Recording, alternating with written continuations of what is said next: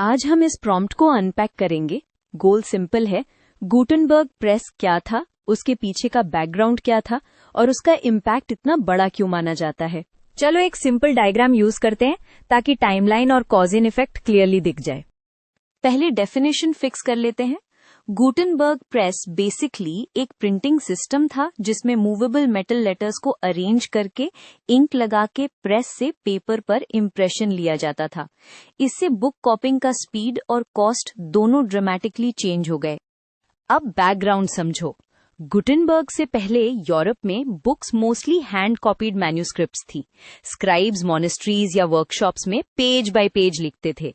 इसका मतलब books slow बनती थीं, एक्सपेंसिव थीं और एरर्स भी इजीली आ जाते थे। एक इम्पॉर्टेंट हिस्टोरिकल पॉइंट, प्रिंटिंग का आइडिया एशिया में पहले से एग्जिस्ट करता था।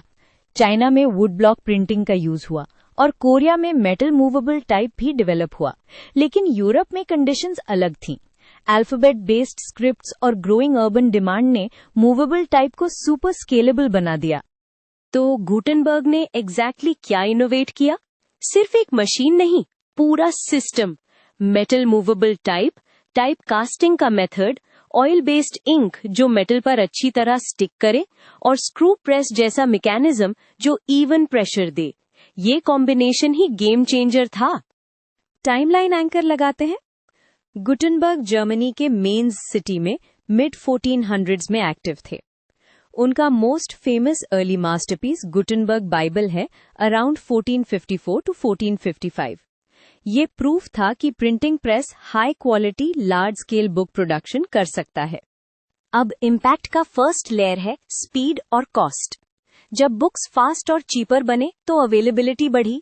यूनिवर्सिटीज, मर्चेंट्स, क्लर्जी सबको ज्यादा कॉपीज मिलने लगी। ये वही मोमेंट है जहां इंफॉर्मेशन रेयर चीज से रिपीटेबल प्रोडक्ट बनने लगती है। सेकेंड लेयर, लैंग्वेज और लिटरेसी। प्रिंटिंग ने वर्नाक्युलर लैंग्वेजेस में टेक्स्ट्स को बूस्ट दिया। सिर्फ लैटिन तक रिस्ट्रिक्टेड नहीं रहा।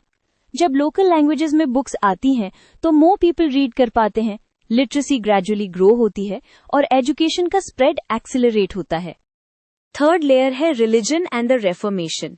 ये बहुत हाई इम्पैक्ट पॉइंट है। मार्टिन लूथर के आइडियाज, पैम्फलेट्स और ट्रांसलेशंस क्विकली रिप्रोड्यूस हुए और यूरोप में स्प्रेड हो गए। प्रिंटिंग ने डिबेट्स को पब्लिक बना दिया और रिलीजियस अथॉरिटी को चैलेंज करने का स्केल बढ़ा दिया। फोर्थ लेयर है साइंस और नॉलेज शेयरिंग। जब same diagram, same data, same explanations multiple copies में आइडेंटिकल मिलते हैं तो साइंटिस्ट एक दूसरे के वर्क को वेरीफाई और बिल्ड कर सकते हैं।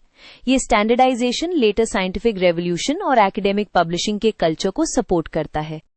फिफ्थ लेयर है पॉलिटिक्स और पब्लिक ओपिनियन। प्रिंट कल्चर से न्यूज शीट्स, पैम्फलेट्स, पोस्टर्स ये सब पॉसिबल हुआ।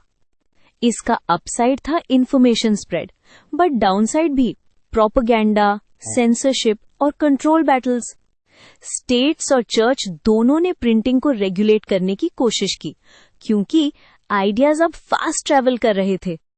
अभी क्लीन रैप अप के लिए बताती हूँ। गुटेनबर्ग प्रेस को ऑफन इंफॉर्मेशन रेवोल्यूशन का स्टार्टिंग पॉइंट बोला जाता है because it made knowledge mass producible.